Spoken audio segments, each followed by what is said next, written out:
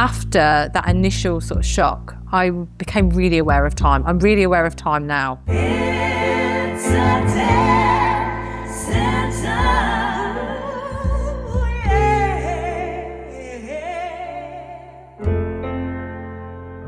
Hello and welcome to It's a Death Sentence. I'm Emma Skip. And I'm Carrie Smith. Today we're talking about how time warps through loss.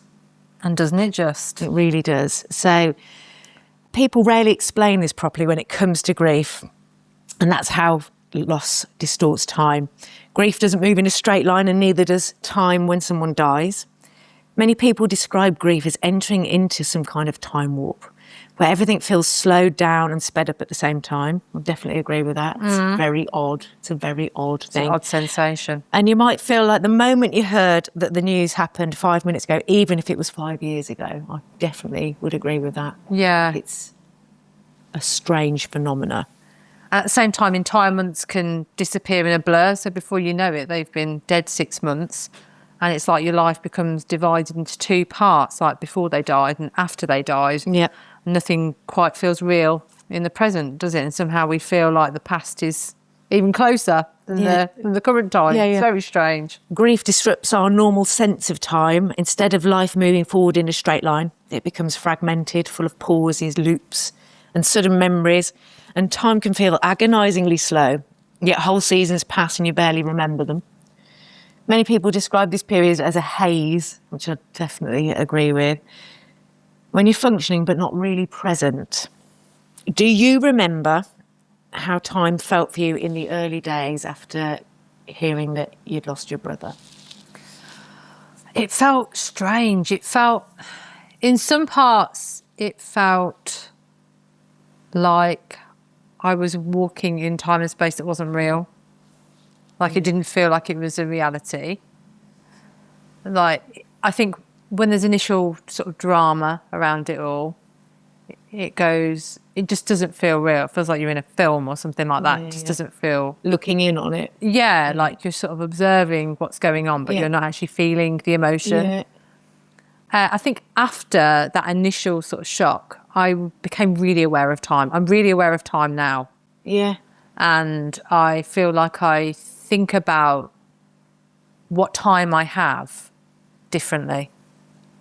Oh, that's interesting. So we're talking about like time, you're talking about it there like how much time you have as opposed to like the sort of how we perceive time while we're in it. Do you know what I mean by that? Yeah, but I feel like my perception of that has changed. Okay, that's interesting. I mean, I do you think feel like it's running out and we're getting closer to old fucking age? death. Yeah. Yeah. I feel like I'm just more aware that of the time I would waste. Like time seems to sort of, sometimes it feels like it speeds up and sometimes it feels like it's taking forever. Yeah. And I think that's just, I mean, that's normal. I'm assuming that's what everybody feels like.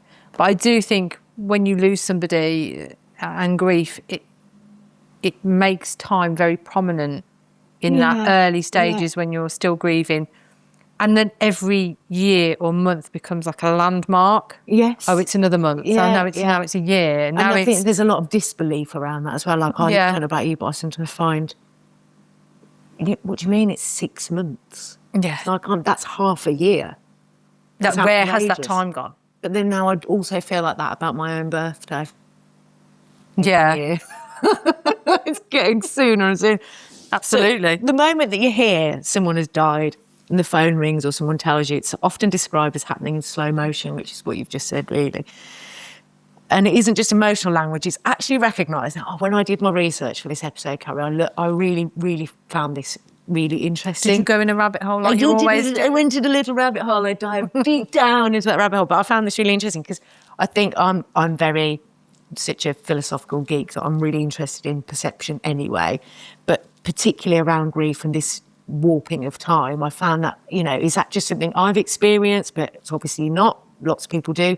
But I was really interested to learn that it's a recognised psychological and neurological phenomena called time distortion or time dilation. Oh, that dilation reminds me of childbirth. I can only think of vaginal dilation Yeah. too. But I have Cervix. to have my eyes dilated Oh, a lot yeah. as well. Fixed and dilated means you're dead. No, I'm not dead though. I'm definitely alive when they do it. It's quite painful. So they sting, Anyhow, we'll move on. So let's go back to that. So it's called time distortion or time dilation, but we're going to go distortion because we've discovered that we don't like the word dilation very much. When something traumatic happens, the brain temporarily stops processing time in its normal, steady way. Instead, it goes into emergency mode. So that's like fight or flight response. Yeah, basically. So the brain comes hyper alert and tries to absorb as much information as possible. I suppose it's like when you see on the films that like someone's been taken and they're going, oh, he's got this, and they were able to describe who's taken them because they're in like survival mode. Exactly that. So the neuroscientists say that in these moments, the brain stores memories in an extraordinary way. So when we look back at that moment, it feels like it lasted longer than it actually did.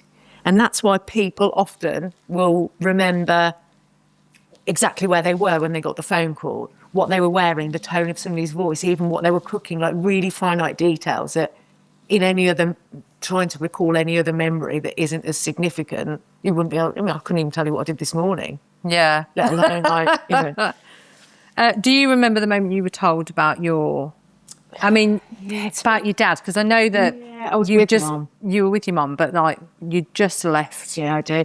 And Dad. it's very, I always say doing this podcast, we should always be like as authentic as we can be, but it is traumatic. I remember feeling horrendous guilt because it was about 45 minutes after I got back from the hospital, and I came back here and made a lovely meal and sat down and ate it and had my phone on silent. And I picked my phone up, my sister had given me loads of missed calls, so I knew something was wrong straight away. And then when I rang her, she was saying things to me like, you've got to get to the hospital, something's happened with Dad, they won't tell me what it is, but it's not looking good. Now, when people use the phrase not looking good, I think it's like, but going back to the actual, what you're asking me was, do I remember the moment I told, do you know what I really remember about that moment? Like, it's the weirdest thing ever. I was in the lounge and I had a friend here, thankfully, who was amazing. She was amazing. And I'm on the phone to Sophie and I'm trying to get my shoes on at the same time, right? Because I know I need to leave. You telling me this before. And I am howling. I'm howling, it's that, again, it's that very guttural thing that happens. Visceral really, sound. Like, feel sick. And because I know he's dead. Nobody's telling me, but I already know. I already know, because you do, And I've been in situations in hospitals where they're very reluctant to tell you what's actually happening. So if he wasn't dead, he was probably going to die. That's how I was looking at it. And I couldn't get my shoes on, couldn't tie my shoelaces. I just couldn't compute looking at my feet and the friend I was with came in and tied my shoelaces for me, put my shoes on. And that's, that's what I mean about the finite detail. In what other situation would you ever remember something as, So grief makes time feel elastic and it stretches, stops, collapses completely. While the rest of the world moves forward, there's another one, isn't it? In those moments or days after grief, you're like, how does the world, why is this person in Tesco's just doing their thing? Or laughing. Yeah. How dare you laugh at my grief? And you feel stuck. It's like you're walking through the thick mud or molasses while everyone else is running ahead. I think one of the strangest parts is that just happened feeling, isn't it? Like I said, for me, it just didn't feel... It felt like I was just observing, like it wasn't actually happening to me. Like I stood on the peripheral almost. Like looking in, And even months or years later, it can feel like the death only happened yesterday still. So, you can be thrown straight back into it without any warning. Like you said, you could see somebody in the supermarket who looks like your mum, and it can just throw you back into that moment. That's exactly right. I mean, I know this is a phrase I use all the time, but grief isn't linear.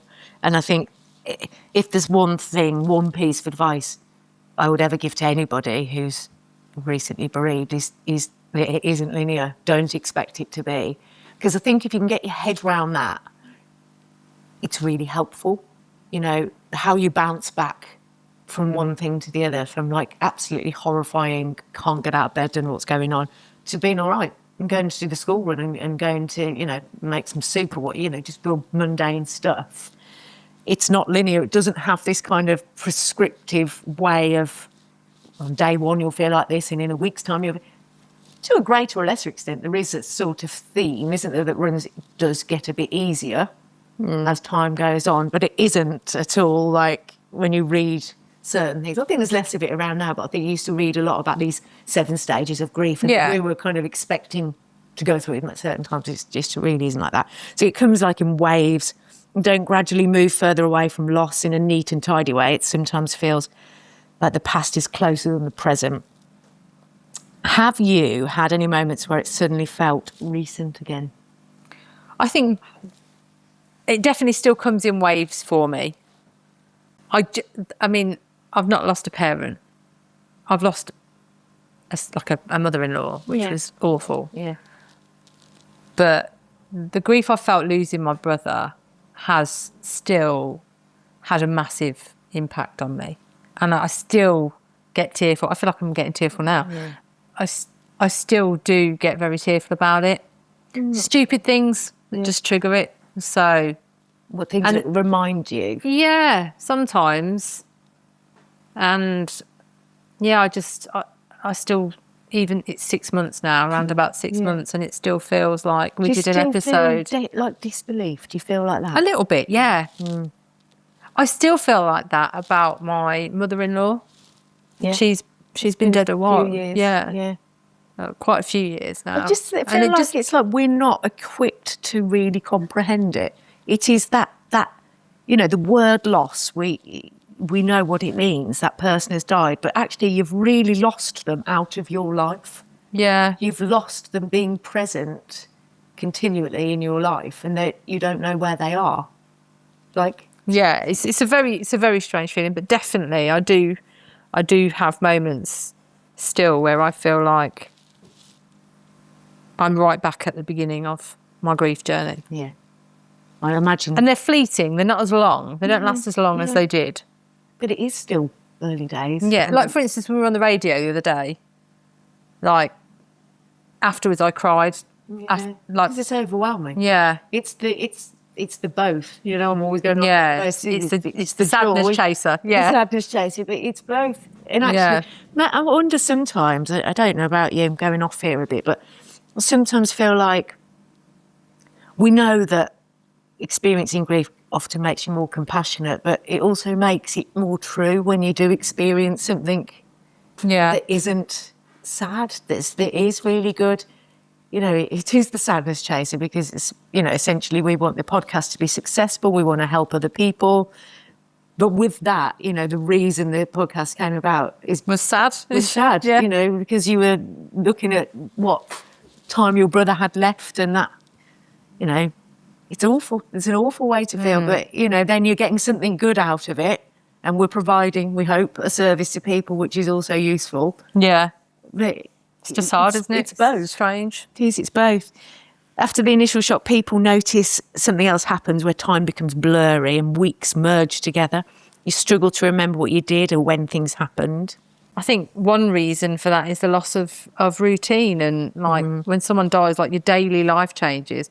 I definitely know that, you know, in that instance when it first happens and all the family is together and lots of people are there, it's just all about that, isn't it? Yeah. And then the funeral, it's all about that. Yeah. And it's not about daily life. Yeah. It's almost... And you're sort of out of that routine, and then it's hard to measure time because you don't know what day it is. You don't know, you know, what would I be doing at this time? It doesn't matter because all that matters right now is what's happening right now. Yeah. And it's interesting, isn't it? Because on the one hand, everybody comes together, which is actually really comforting and can be quite nice.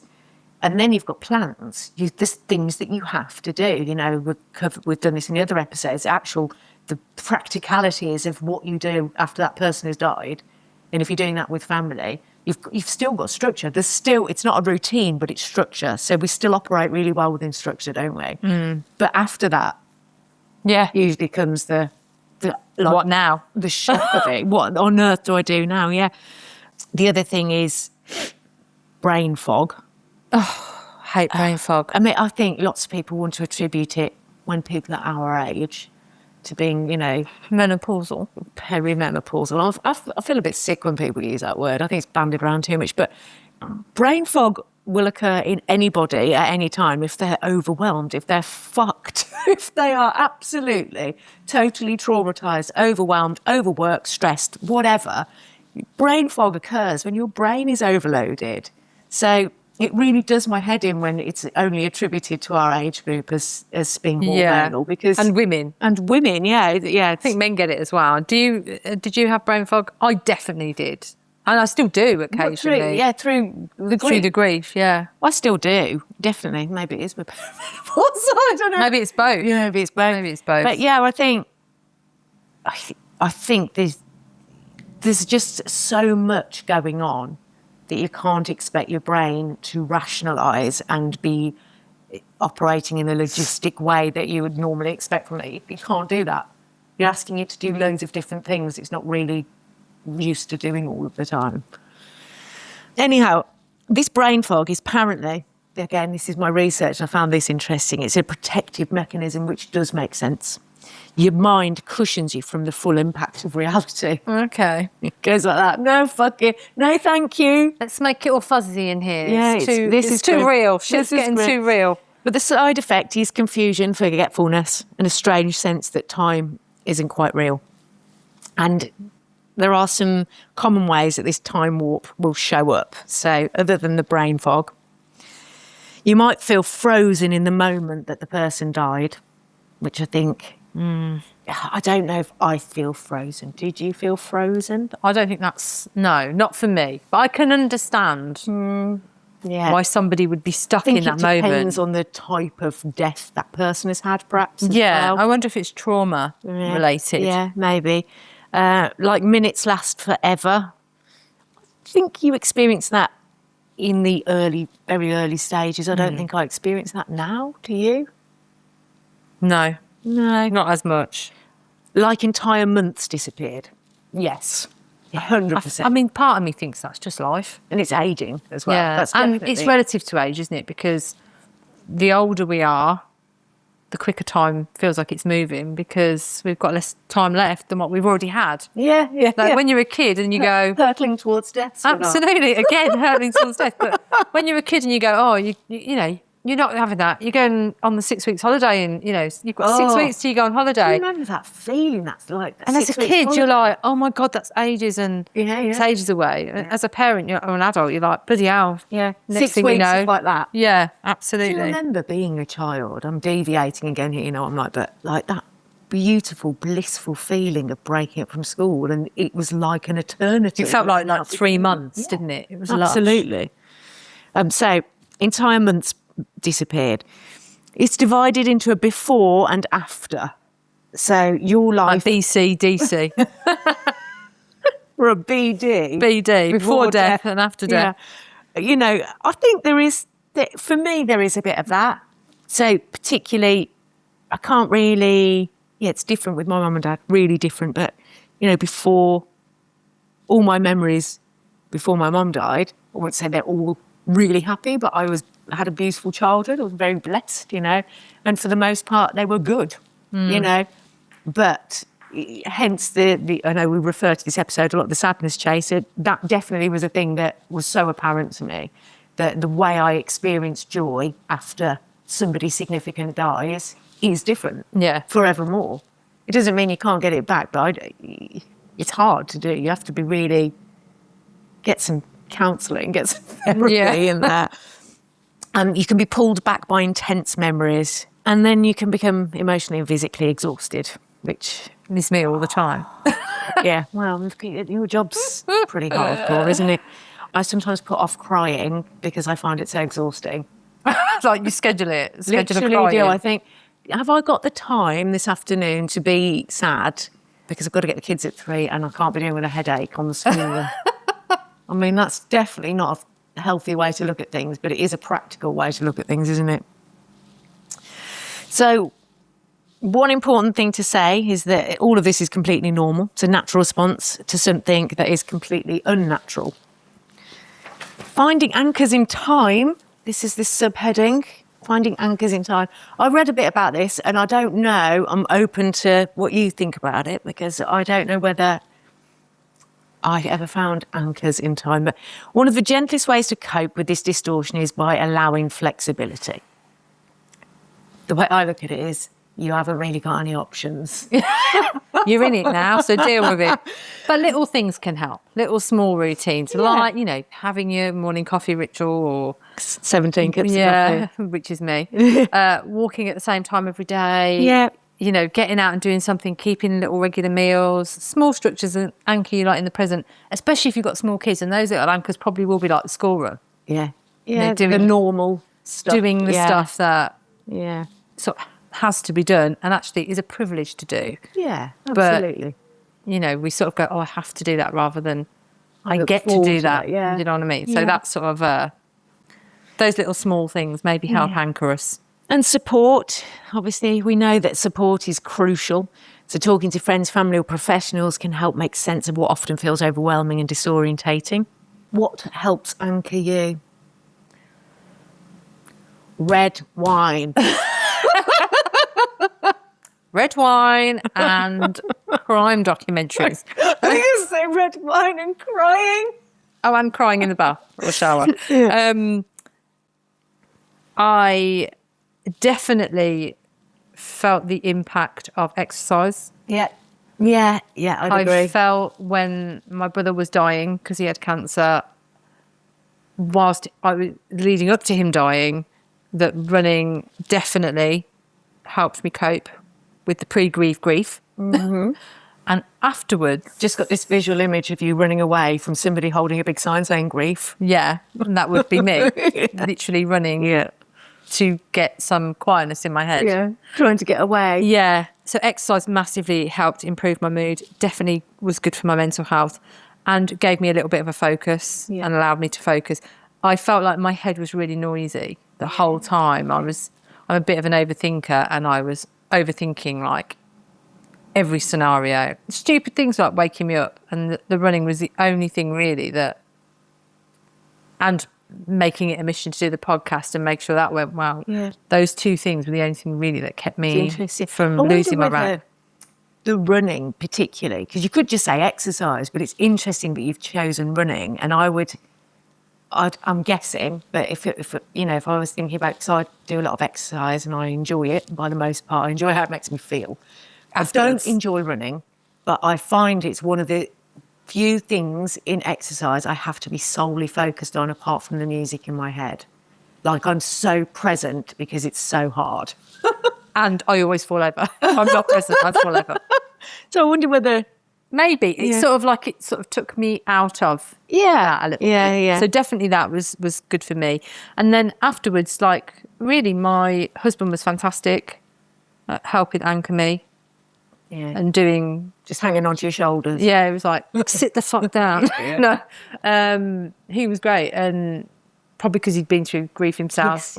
Is in grief still probably. Yeah, that was it. You know, like family time, this podcast and running combined basically made me get through. Able to cope with it. That little bit of time that was unbearable.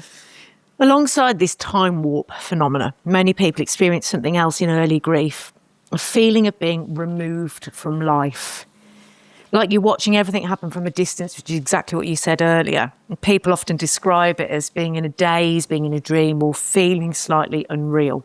And psychologists actually have a name for these experiences. Okay. One is called disassociation, which means feeling separated from what's happened around you.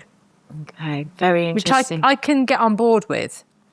Well, I feel like that's a trauma response. So here is a very slight deviation that wasn't going to come into the episode, but again, you know, if we're going to be super authentic. So when I got poorly a couple of years ago, they said I'd had a stroke. Then they ummed and ahed about that, as you know. And, you know, to this day, I don't really ever know what happened. But I had seizures for about 18 months. And one theory called them dissociative attacks. Okay. Yeah. Which makes me feel like you think you're making them up. Yes, that's exactly how it made me feel. Yeah. And there was a lot of That's right up there with pseudo seizures, which Well, are that's like what they would have been called years ago. pretend And then they put, seizures. on some of my forms, it said non-epileptic seizure. So, but then, you get a different doctor who's maybe a bit more, I don't know. They're all really different. I can say I saw private doctors and NHS doctors, and the whole thing was very confusing. But yeah, I found that the wording, dissociative attacks, so what they were trying to do, one theory was like, right, it isn't something that's happened physiologically, like a big bleed in your brain. We can't write it off completely, but we don't think you've had this, blah, blah, blah. Yeah, we can't see it, So therefore then we don't they know what wanted it me is. to talk to a psychologist who took a massive history of my life and was like, okay, we think you've got chronic PTSD. Is that the right word? Yeah. And I was like, and who doesn't when they get to this age, having gone through it? That was my feeling about it. But I think what they were trying to do is attribute a load of symptoms that they couldn't find an organic, and I'm using the inverted commas there, organic cause for, to past events where you basically, again, brain overwhelmed, finds a way to disassociate from it. I honestly don't know to this day how I feel about that, because nobody in their right mind would want to experience that. Yeah, it almost makes it sound voluntary, doesn't it? It's exactly that, Carrie. Or it makes you feel like it. Yeah. They sort of say, well, Yeah. she's being hysterical, she's a woman. And do you know what's really interesting is, so eventually they changed the diagnosis from stroke to something called functional neurological disorder, which is like a big umbrella term. But years and years and years ago, before they decided to call it, functional neurological disorder, for anybody who's got something going, it's basically the messages in the brain aren't doing the circuit properly, they called it hysteria. And only women got it. Absolutely. So I don't know. Anyhow, so, I've deviated, but I felt it was really interesting, that word disassociation, because I feel like in grief, I don't think I know many people who've described any type of bereavement as, oh yeah, I felt really present and close to the moment all of the time. No. I don't think that happens. So depersonalisation is another word that happens, like you're watching yourself from the outside, which is exactly what you said funny, isn't earlier. it? Yeah. Almost like you're in a film. Yeah. Yeah. And derealisation, where the world feels strange or dreamlike. I think dreamlike Things might look suggest normal. it's like nice. Yeah, or nightmarish. Yeah. They look normal, but they don't feel real, which also I can associate with that. Yeah. There's an emotional numbness where you should feel devastated, but you can't access the feelings yet. Now, I sometimes wonder whether I'm still like that regarding my dad's death. So with my mom, 10 years ago, and she was young, and it happened quite quickly, relatively quickly, and all those. I was quite vocal, and I was quite devastated, and it was quite visceral and obvious.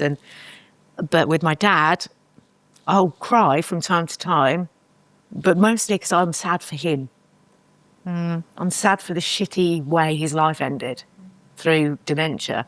But I don't think I've really done it for myself, because I cried for so long while we lost him to dementia. I don't think I can actually cry for him being dead. Yeah. It's that build-up, though, isn't that it? weird? It's the grief before the grief. Yeah, it's a weird situation to be in. I don't know whether that makes you emotionally numb or emotionally intelligent. Like, you've already done it. I don't know which it is. What do you think? I don't know. I feel like that emotional numbness is a grief response. You do. Some people do react that way. Yeah. I feel like some people are like, I can't take on anymore, so I'm not going to. Yeah. Basically, I'm closed for business. Yeah. It's actually the nervous system trying to protect you, which is what we touched on earlier. When loss is overwhelming, the brain temporarily reduces emotional intensity so you can keep functioning, because otherwise we'd just be a crying, slobbering mess on the floor, I suppose. And it's part of the fight, flight or freeze response, as we said earlier, because death, obviously, you can't fight it and we can't run away from it. So You can try. sometimes, I can try. I might run into it one day. Oh, God. And sometimes your brain, like you said, to protect you, just chooses to freeze. That numbness can also give you time to process what's happened. It helps you work through practical things like phone calls, paperwork and funerals, without collapsing under the emotional weight. And once the adrenaline fades, then more people experience extreme exhaustion. I know for a fact that after my brother actually died, everybody was exhausted. Yeah, absolutely, totally worn out. Yeah. There's so much that goes into it that, you know, you've got this overwhelming emotional response, but the actual practicalities of sorting out what happens after somebody dies and seeing that through, which, you know, in an ideal world is around a 2-week turnaround, but most of the time it's 3, sometimes 4. If the body comes to coroner, it can be longer, can't it? Yeah. Actually, all the time you're holding on, you're holding on to, because you can't really let it go until all the things are dealt with. It's shocking. Yeah. There are a few really important things to understand about this stage. Feeling numb or detached does not mean you didn't care. It often means the opposite. It means the loss is so significant that your mind has had to protect you. And it doesn't mean you're going crazy. Huh. You know, people grieving worry that people will think they're going crazy, but they're not. It's a sense of unreality, and it's actually a very common part of early grief. And for most people, it is temporary. Over time, the numbness softens and emotions gradually become accessible again. That's going to happen for me. Let's hope so. Let's hope Tinder doesn't ruin you forever. I've never been on Tinder. Well, that's the only one I can think of because I've never been on any of them. Maybe I should. If you feel like grief has pulled you out of time, if the loss still feels recent, if it's part of life is feeling unreal, you're not alone. You're not alone. There are aliens out there. No, I'm joking. I've taken great care in writing this. I'm so sorry. Grief creates its own timeline. As you said before, it's not linear. And healing does not mean leaving someone behind in the past. It means that we learn how to live with a love that exists across time. Interestingly, which is beautiful, actually. Just recorded our first guided meditation. And that's its theme. That is the theme. So it is a guided meditation aimed to help you through your grief, but it is really about not leaving the person in the past and learning that love continues. Yeah, That's it's a really beautiful theme, actually. And it's free for all our lovely It's listeners. free for all our listeners, and it's coming soon. With Free for you. Big thanks to Leon Payne, our producer. Yeah. So, anyhow, sometimes surviving grief simply means staying here long enough to start moving forward again. Grief doesn't live in ordinary time. The world counts years. Grief counts moments, the last conversation, the last normal day, the last time everything still felt safe. Somewhere inside you, the clock stopped, and part of you is still standing there, exactly where the news found you. Oh, that's very beautiful. Thank you, darling. Because love doesn't fade according to a schedule. It does not move on politely. It stays quietly, persistently, out of step with everything else. Eventually, life grows around the loss. New days arrive, new memories form, but underneath it all, time keeps a second record, one the world can't see. Maybe that's what living with grief really is. Not moving forward and not moving on, just learning how to exist. Because somewhere inside you, there will always be a moment that never finished. Oh, that's so sad. Yeah, but this is how I felt when I wrote parts of this episode. So our listeners will know that some of our episodes are completely unscripted and they tend to be a little bit funnier. And some are partly scripted and some are partly written and some are, you know, we have questions that we ask each other. But I hope that you enjoyed that. I found doing the research for it really interesting, just from a personal point of view. It was lovely. But do we need to leave on something upbeat? Shall I get up and do a dance? Please don't. No. And maybe we should go through your dating history. No, I'm joking. Thank you for listening. Thank you for listening. Thank you, dear listeners, for tuning in to It's a Death Sentence. Please keep listening to our weekly episodes. And if you like our show, please like, share and subscribe. We are dying to talk to you.